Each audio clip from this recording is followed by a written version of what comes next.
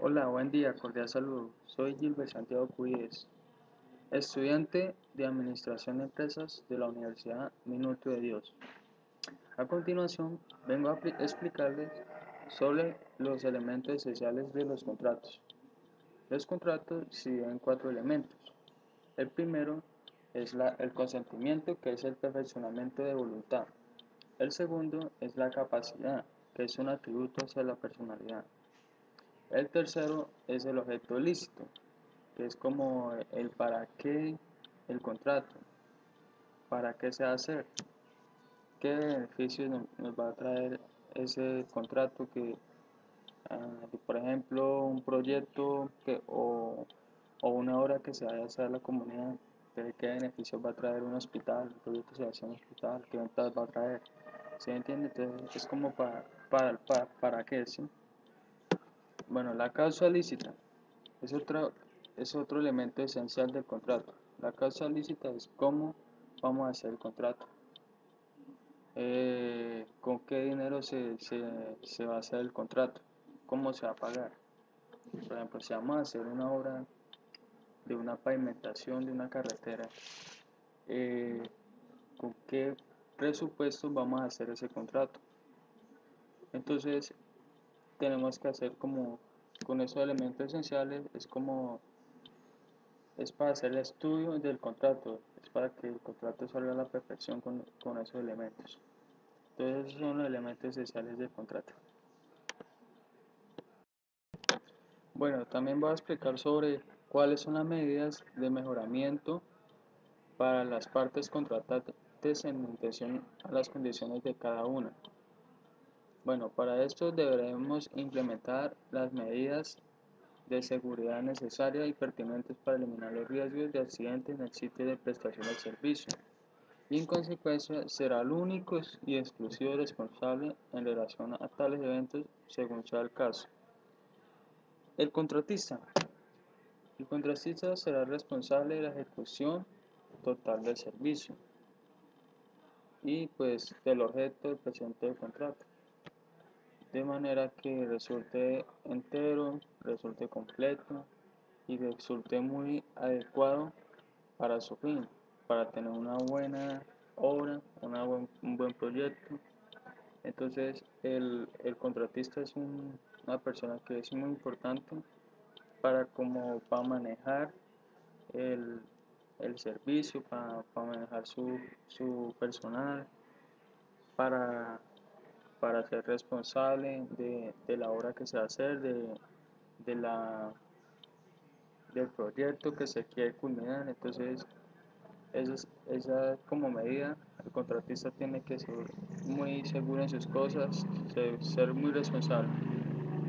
También el contratista debe utilizar un personal muy calificado, porque con un personal muy de una buena calificación, pues la realización del servicio será más disciplinado, será más bueno, más responsable y no habrá ningún riesgo.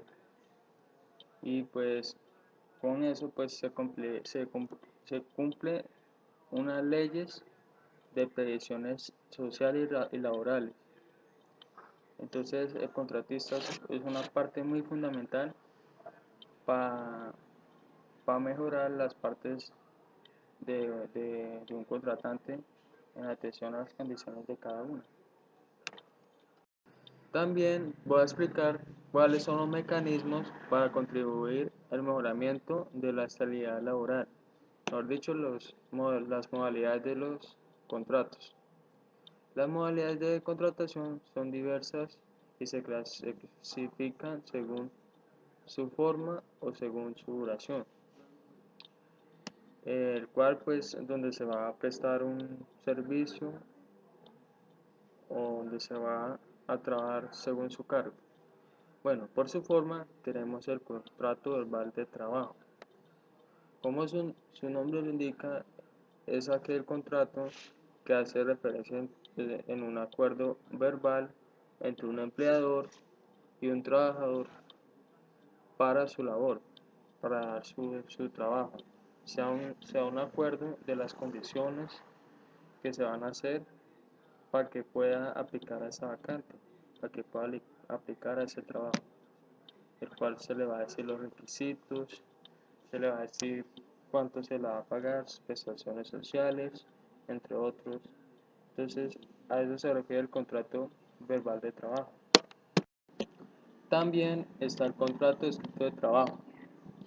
El contrato escrito de trabajo es el acuerdo entre el trabajador y un empleador que se plasma en un documento. Esto facilita que de esta manera la prueba del contrato hace probar una existencia en que hay un acuerdo entre los dos mediante un papel legal entre las dos partes. Existen contratos que deben constar por escrito para su validez. El contrato a término fijo, el contrato de aprendizaje, el contrato que celebre con extranjeros o no residentes del país, o los enganches colectivos de los trabajadores para laborar en el exterior. También está el contrato del periodo de prueba, que se hace constar por escrito. Así como dije que por su forma está por su duración. Hay contratos que se elaboran por su duración.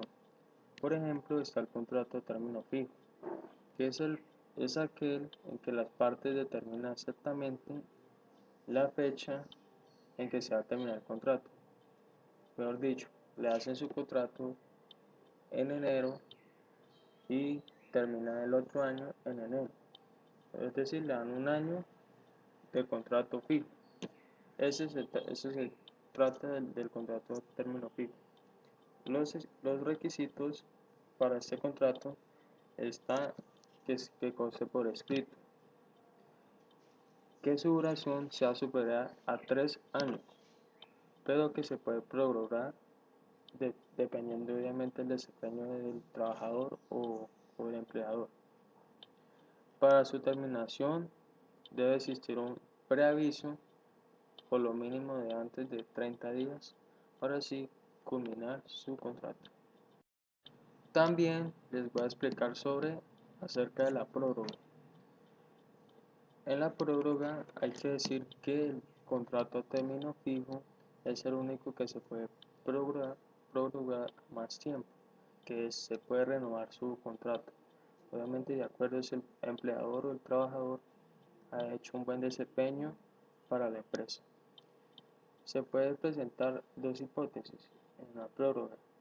Los contratos a término fijo superiores a un año se prorrogan por un periodo de igual inicialmente pactado. El 2. En los contratos de término fijos inferiores a un año se autoriza su prórroga automática para los 3 periodos iguales, obviamente inicialmente al estar pactado.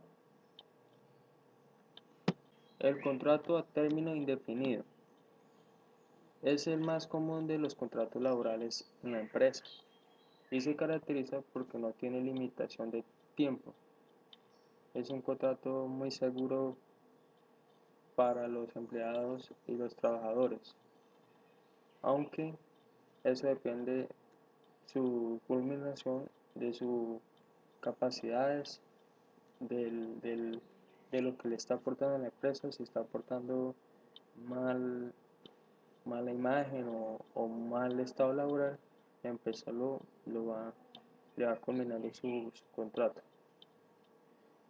En esta pues no se encuentra ninguna fecha, en el contrato no dice ninguna fecha de desvinculación,